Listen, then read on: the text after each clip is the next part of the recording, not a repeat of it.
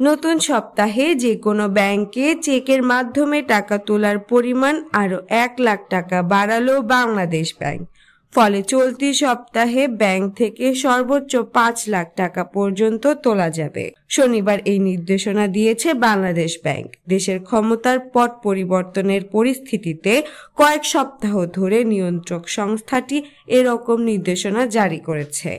গত সপ্তাহে নগদ তোলার সুযোগ ছিল সর্বোচ্চ 4 লাখ টাকা।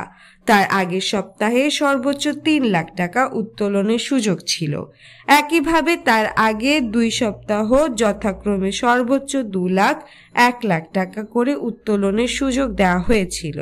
শনিবার বাংলাদেশ ব্যাংকের এ সংক্রান্ত নির্দেশনায় বলা হয়েছে, নিরাপত্তার কারণে ব্যাংকের শাখায় টাকা স্থানান্তরের সমস্যা হচ্ছে, যে জন্য এক হিসাব থেকে 5 লাখ টাকার বেশি উত্তোলন করা যাবে না।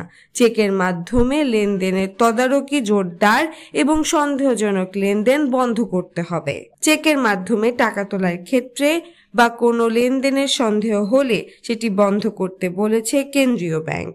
অবশ্য চেকের মাধ্যমে 5 লাখ টাকার বেশি তোলা না গেলেও ডিজিটাল লেনদেনে যে কোনো পরিমাণ টাকা স্থানান্তর করার সুযোগ থাকছে।